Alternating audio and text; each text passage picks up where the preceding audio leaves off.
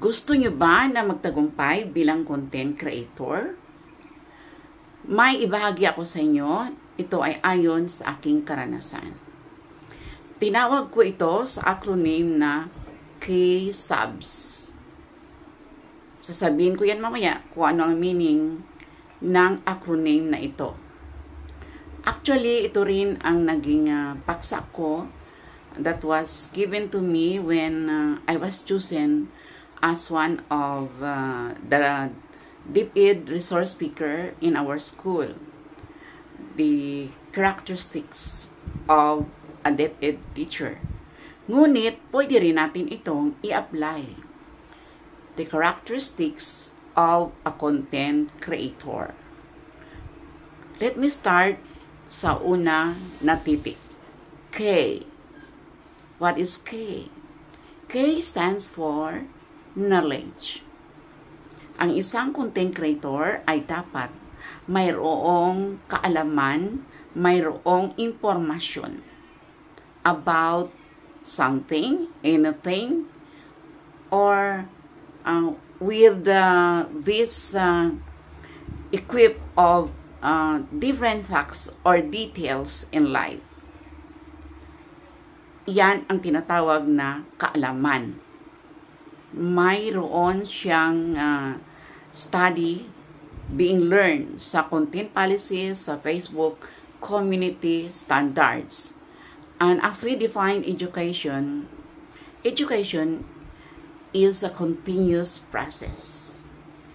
It does not stop. Wala itong katapusan. Unstoppable. So it's just like we in our meta task as a content creator.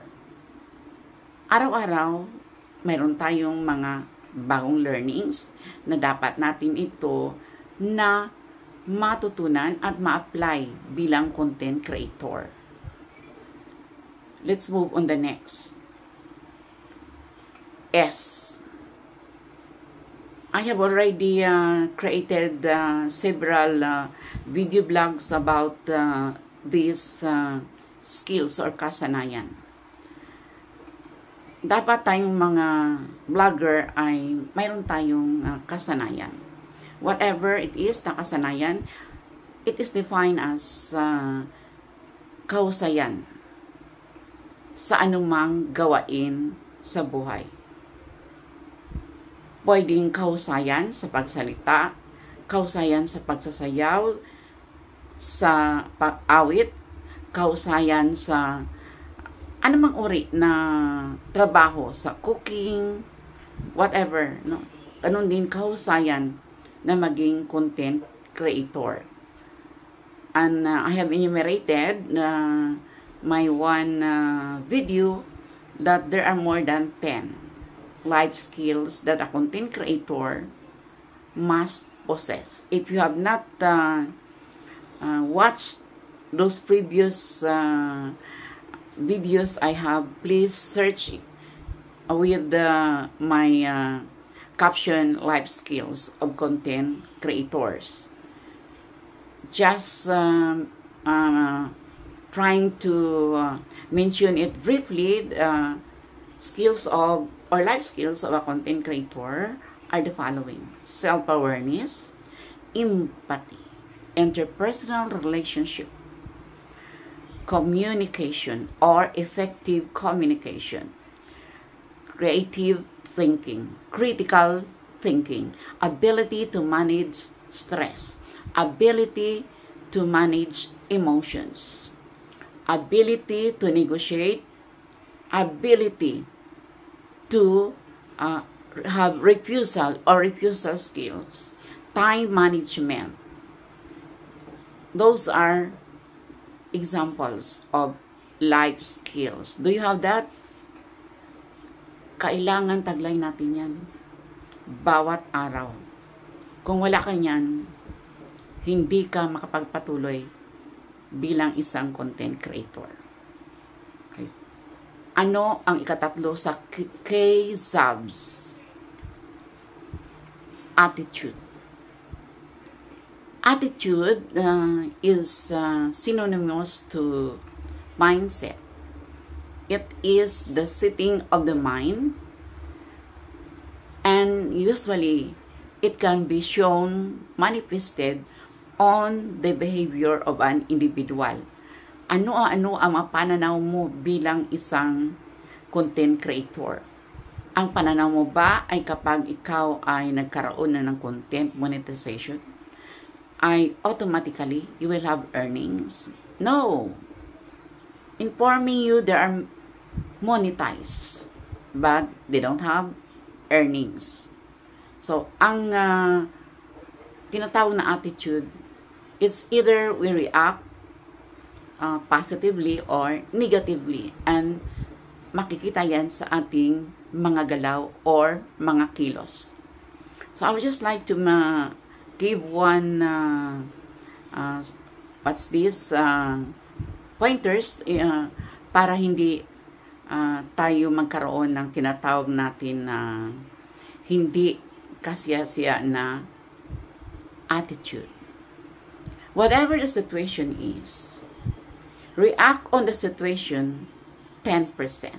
90% the situation or the event or what happened.